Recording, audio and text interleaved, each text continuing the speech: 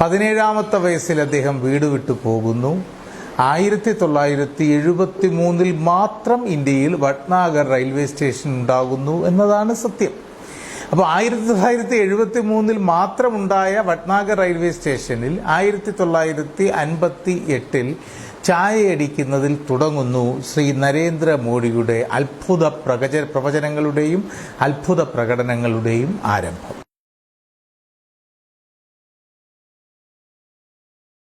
2001, 2002, 2007, 2012 ഈ 4 വർഷങ്ങളിലെ നിയമസഭാ ഇലക്ഷനുകളിലും നരേന്ദ്രമോദിയുടെ മാരിറ്റൽ സ്റ്റാറ്റസ് അഥവാ അദ്ദേഹത്തിന്റെ വിവാഹ സംബന്ധമായ അവസ്ഥ പൂരിപ്പിച്ചിട്ടില്ല. അദ്ദേഹം വിവാഹിതനാണോ എന്ന ചോദ്യത്തിന് ഉത്തരം ഇല്ല. 2001-ലില്ല, 2002-ലില്ല, 2007-ലില്ല, 2012-ലില്ല. മറച്ചുവെക്കാൻ കഴിയില്ലല്ലോ ഒരു നുണയും മനുഷ്യരുടെ മനസ്സുകളിൽ നിന്ന് എല്ലാ കാലവും. 2014 അദ്ദേഹം വിവാഹിതനാണ് എന്ന മരിറ്റൽ സ്റ്റാറ്റസ് ആ ലോക്സഭാ ഇലക്ഷനിൽ എഴുതുകയുണ്ടായി. 2002-ലും 7-ലും 12-ലും വിവാഹിതനാകാത്ത മോഡി 2014 വിവാഹിതനാണ് എന്ന് പൂരിപ്പിച്ചപ്പോൾ മോഡി വിവാഹം കഴിച്ചത് 1968-ലാണ് എന്നത് രണ്ടാമത്തെ വസ്തുത. ബാല്യത്തിലെ ഛായയിൽ നിന്നും കൗമാരം പിന്നിട്ട് യൗവനാരംഭത്തിലെ വിവാഹത്തിൽ തുടങ്ങുന്ന രണ്ടാമത്തെ കള്ളം.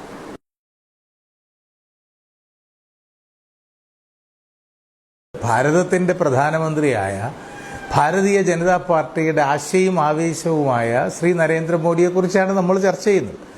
നരേന്ദ്രമോദിയുടെ ആ കാലഘട്ടങ്ങളിൽ ഇന്ത്യൻ രാഷ്ട്രീയത്തിലേക്ക് അദ്ദേഹം തിളച്ചുയർന്ന് കടന്നുവരുന്ന കാലഘട്ടങ്ങളിലെ പ്രസംഗത്തിൽ ഒന്ന് ഏറ്റവും ശ്രദ്ധേയമാണ്. അത് 1931 മരിച്ച ശ്യാമപ്രസാദ് മുഖർജിയുടെ ഏറ്റവും വലിയ അഭിലാഷം അദ്ദേഹത്തിന്റെ ചിതാഭസ്മം ഇന്ത്യയിലേക്ക് കൊണ്ടുവരാനായിരുന്നു. നെഹ്റു അതിന് സമ്മതിച്ചില്ല. ഒടുവിൽ 2012 ശേഷം താനാണ് ശ്യാമപ്രസാദ് മുഖർജിയുടെ ചിതാഭസ്മം ഇന്ത്യയിലേക്ക് കൊണ്ടുവന്നത് എന്ന് പറഞ്ഞു മോഡി. ശ്യാമപ്രസാദ് മുഖർജി എന്നത് ഭാരതീയ ജനസംഘത്തിന്റെ BJPയുടെ സംഘപരിവാര ശക്തികളുടെ എല്ലാം ഇക്കാലത്തെയും ഏറ്റവും വലിയ ഇതിഹാസമായ സ്ഥാപക നേതാവാണ്.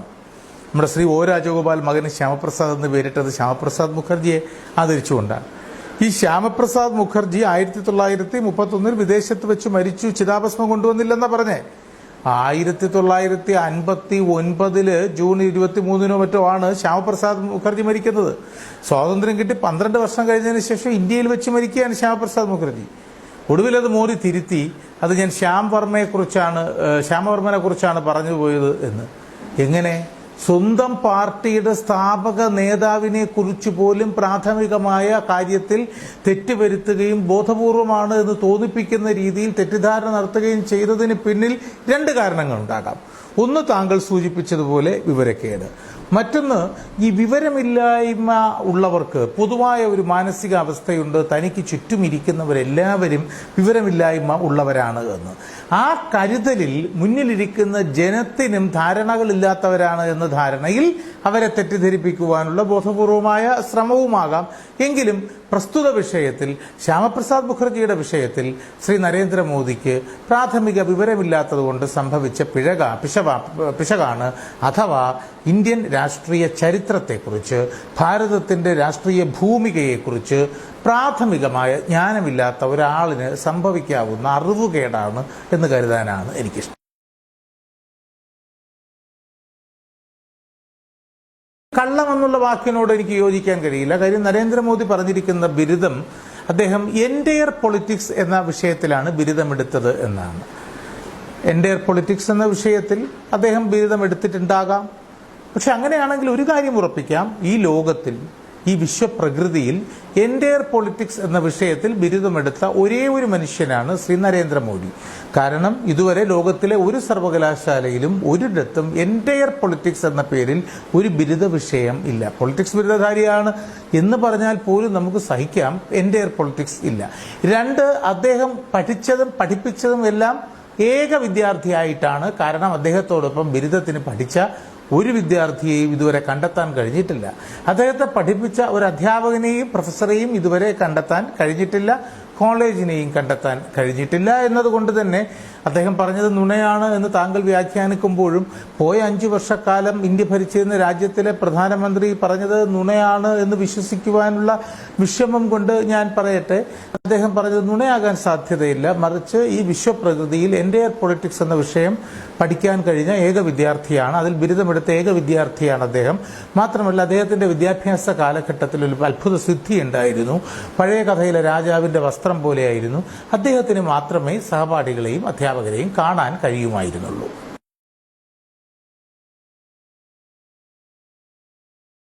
സ്വന്തം ഇമേജ് വർദ്ധിപ്പിക്കുവാൻ വേണ്ടി കാര്യങ്ങൾ പറയുന്നതിനകത്ത് നമ്മൾ ഈ കുട്ടിമാമ ഞാൻ ഞെട്ടിമാമ എന്നൊക്കെ പറയുന്നത് പോലുള്ള വൈകാരിക ഭാവം ഉണ്ടാവാം.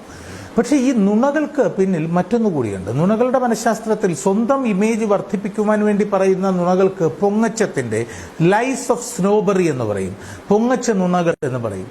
പക്ഷേ ചരിത്രത്തെ അപനിർമ്മിക്കുവാൻ വേണ്ടി ശ്രമിക്കുന്ന നുണകളുണ്ട്, അത് അസഹനീയമാണ്. ഉദാഹരണത്തിന് ഭഗത് സിംഗിനെ, ബട്കേശ്വർ ദത്തിനെ, രാജ്ഗുരുവിനെ, സുഖ്ദേവിനെ ഇന്ത്യൻ നാഷണൽ കോൺഗ്രസിന്റെ നേതാക്കളോ സ്വാതന്ത്ര്യ സമര സേനാനികളോ ആരും തന്നെ ജയിലിൽ പോയി സന്ദർശിച്ചില്ല എന്ന് നെഹ്റുവിനെതിരെ, പണ്ഡിറ്റ് ജവഹർലാൽ നെഹ്റുവിനെതിരെ ശക്തമായി വിമർശിച്ചുകൊണ്ട് നരേന്ദ്രമോദി പ്രസംഗിക്കുന്നു. സങ്കടമാണ്. ഞാനൊക്കെ സ്കൂളിൽ പഠിച്ചിട്ടുള്ളപ്പോൾ വായിച്ച ഏറ്റവും വൈകാരികമായ അധ്യായം ഭഗത് സിംഗിനെ ഒപ്പം ജതിൻ ദാസിനെ ജയിലിൽ പോയി, ലാഹോർ ജയിലിൽ പോയി കണ്ട ജവഹർലാൽ നെഹ്റു എഴുതിയ അനുഭവ കുറിപ്പാണ്. സ്വാതന്ത്ര്യദാഹിയായ ആ ചെറുപ്പക്കാരൻ വൈകാരികമായി, അന്ന് ഹങ്കർ സ്ട്രൈക്കൊക്കെ നടക്കുന്ന കാലത്ത് ജയിലിൽ പോയി നെഹ്റു കണ്ടതിന് ശേഷം ഭാരതത്തിന്റെ സ്വാതന്ത്ര്യത്തിനു വേണ്ടി ആത്മബലി കൊടുക്കുവാൻ തയ്യാറായ ഇന്ത്യയിലെ യുവാക്കളുടെ ശ്രമങ്ങൾ വൃഥാവിലാവില്ല എന്ന് ചരിത്രത്തിനോട് ഉറപ്പു പറയുവാൻ എനിക്ക് അഭിമാനമുണ്ട് എന്ന് എഴുതി വയ്ക്കുന്ന നെഹ്റുവിന്റെ വരികളിലൂടെയാണ് ഞങ്ങളുടെയൊക്കെ സ്കൂൾ കാലത്ത് ഒരു നെഹ്റൂവിയൻ ആശയമല്ല എങ്കിൽ പോലും ഭാരതത്തിന്റെ സ്വാതന്ത്ര്യ സമര ചരിത്രത്തെക്കുറിച്ചുള്ള തൃഷ്ണ, വാഞ്ച, അഭിനിവേശം ഇതെല്ലാം തുടിച്ചത്. അത് ഞങ്ങൾക്ക് സ്കൂൾ കുട്ടികൾക്കറിയാം. ശ്രീ പ്രധാനമന്ത്രിക്ക് അതറിയാതെ പോയി. അതുകൊണ്ടാണ് പ്രധാനമന്ത്രി അത് പറഞ്ഞത് എന്ന് കരുതാൻ നിർവാഹമില്ല.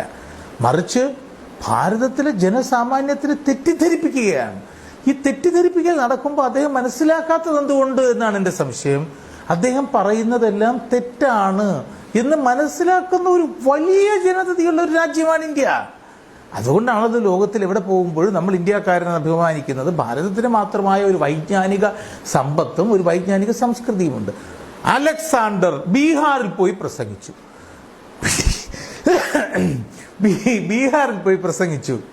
ബീഹാറികളുടെ കയ്യടി കിട്ടാൻ വേണ്ടി അലക്സാണ്ടറെ യുദ്ധത്തിൽ തോൽപ്പിച്ചവരാണ് നിങ്ങളത്. എന്ത് കഷ്ടമാണെന്ന് ആലോചിച്ച് നോക്കുക. അലക്സാണ്ടറിന് ബീഹാർ എന്ന് പറയുന്ന പ്രദേശം അലക്സാണ്ടർ കണ്ടിട്ടില്ല. എന്നിട്ട് ബീഹാറികളോട് പറഞ്ഞു, നിങ്ങൾ വളരെ വിദ്യാഭ്യാസപരമായി ഉയർന്നു നിൽക്കുന്നവരാണെന്നുള്ളതിന്റെ ഏറ്റവും വലിയ തെളിവാണ് ബീഹാറിലുണ്ടായിരുന്ന തക്ഷശില സർവകലാശാല എന്നാണ്. And Bihar has nowhere to do with Takshashila. Takshashila സർവകലാശാല സ്ഥിതി ചെയ്യുന്നത് ഇന്നത്തെ പാകിസ്ഥാനിലാണ്. ഈ ഇന്നത്തെ പാകിസ്ഥാൻ എന്ന് പറയുന്നത്, ഇത് പറയുന്നത് പഞ്ചാബിൽ പോയി പറഞ്ഞാൽ ഞാനൊരു പരിധിവരെ പോട്ടെ, ഈ അതിർത്തികൾ കൊണ്ടുള്ള അഭിപ്രായ വ്യത്യാസം കൊണ്ട് തെറ്റിപ്പോയതാണെന്ന് പറഞ്ഞു കൊടുക്കാം. പാകിസ്ഥാനുമായി അജഗജ അന്തരമുള്ള യാതൊരു ബന്ധവുമില്ലാത്ത നോവെയർ ടു പാകിസ്ഥാനായ ഒരു സംസ്ഥാനത്തിൽ പോയി, ബീഹാറിൽ പോയി പറഞ്ഞു കഴിഞ്ഞാൽ മലയാള സിനിമയുടെ രോമാഞ്ചമായ സുനിൽ ഗാവസ്കർ ജനിച്ച ഒറീസ എന്നൊക്കെ പറയുന്നത് പോലുള്ള അബദ്ധജടിലമായ ഒരു പ്രയോഗമാണ്. അല്ല, അതൊരു അബദ്ധമല്ല. മറിച്ച് അദ്ദേഹത്തിന്റെ ധാരണ ബീഹാറിലെ ജനങ്ങൾക്ക് ഒന്നും മനസ്സിലാവില്ല എന്നുള്ളതാണ്. അപ്പൊ മോദി ഈ നുണ പറയുന്നതിലൂടെ ചെയ്യുന്ന തെറ്റ് സ്വന്തം ആത്മാവിനോട് മാത്രമല്ല, മുന്നിലിരിക്കുന്ന ജനസാമാന്യത്തിന്റെ സെൻസിനെ ചലഞ്ച് ചെയ്യുകയാണ്. നിങ്ങൾ വിഡ്ഢികളാണ്, നിങ്ങളോട് ഞാൻ പറയുന്ന എന്ത് പൊട്ടത്തരവും വിശ്വസിക്കുവാൻ മാത്രം പാകത്തിലുള്ള വിഡ്ഢികളാണ് നിങ്ങൾ എന്നൊരു സംസ്ഥാനത്തിലെ, ഒരു സമൂഹത്തിലെ ജനങ്ങളോട് പോയി പറയുകയാണ്. കർണാടകത്തിൽ പോയി പറയുന്നു. എന്താ പറയുന്നത്? തിമ്മയ്യ 1948 ഇന്ത്യ പാകിസ്ഥാൻ യുദ്ധകാലത്ത് യുദ്ധത്തിന് നേതൃത്വം കൊടുത്ത നായകനായിരുന്ന തിമ്മയ്യയെ അന്നത്തെ പ്രധാനമന്ത്രിയായ പണ്ഡിറ്റ് ജവഹർലാൽ നെഹ്റുവും അന്നത്തെ രാജ്യരക്ഷാ മന്ത്രിയായ VK കൃഷ്ണമേനോനും ചേർന്ന് അപമാനിച്ചു, അധിക്ഷേപിച്ചു. അതിൽ മനം നൊന്താണ് തിമ്മയ്യ വേദനിച്ചത് ജീവിതത്തിൽ. പറഞ്ഞത് ആരോട്? കർണാടകത്തിൽ പോയി അവിടുത്തെ കൂർഗിലെ, കുടകിലെ മനുഷ്യരുടെ, തിമ്മയ്യയോടുള്ള ആരാധനയുള്ള മനുഷ്യരുടെ വികാരങ്ങളെ വ്രണപ്പെടുത്താനും അതുവഴി തനിക്ക് സ്വാധീനിക്കാൻ കഴിയുന്ന മേഖലകളിലേക്ക് അവരെ കൊണ്ടുവരുവാനും. എന്തൊരവാസ്തവം! 1948 ഇന്ത്യ പാക് യുദ്ധകാലത്ത് തിമ്മയ്യ ആയിരുന്നില്ല കരസേനാ മേധാവി, അത് റോയ് ബുച്ചർ ആയിരുന്നു, ജനറൽ റോയ് ബുച്ചർ ആയിരുന്നു. അന്നത്തെ പ്രധാനമന്ത്രിയായിരുന്ന ജവഹർലാൽ നെഹ്റുവിന്റെ കീഴിൽ അന്നത്തെ രാജ്യരക്ഷാ മന്ത്രി VK കൃഷ്ണമേനോൻ ആയിരുന്നില്ല, ബൽവന്ത് സിംഗ് ആയിരുന്നു അന്നത്തെ രാജ്യരക്ഷാ മന്ത്രി. ഇത് രണ്ടും പോട്ടെ, ഇത് പണ്ഡിറ്റ് ജവഹർലാൽ നെഹ്റുവും തിമ്മയ്യയും തമ്മിലുള്ള ബന്ധമെന്ത് എന്നറിയണമെങ്കിൽ തിമ്മയ്യ എന്ന സൈനിക മേധാവിയെ പത്മഭൂഷൺ നൽകി ആദരിച്ച പ്രധാനമന്ത്രിയായിരുന്നു, ആദ്യമായ ആ നടപടിക്ക് മുതിർന്ന പ്രധാനമന്ത്രിയായിരുന്നു നെഹ്റു.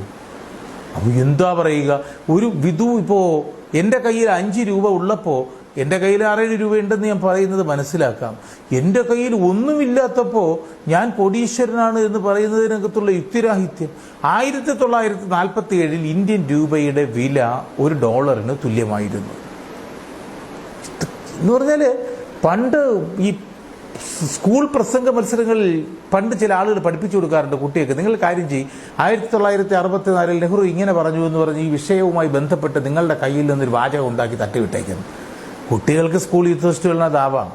ഇന്ത്യയുടെ പ്രധാനമന്ത്രി ഇങ്ങനെ പറഞ്ഞു തുടങ്ങിയാൽ 1947 ഇന്ത്യൻ രൂപയുടെ വില 30 സെന്റ് മാത്രമാണ്. പ്രധാനമന്ത്രി പറയുന്നു $1 ആയിരുന്നു ഇന്ത്യൻ രൂപയുടെ വില എന്ന്. ഭാരതത്തിന്റെ ചരിത്രത്തിനെ അപനിർമ്മിക്കുവാൻ വേണ്ടി നുണകൾ കൊണ്ട് കോട്ടകൾ കെട്ടാൻ ശ്രമിക്കുന്നു.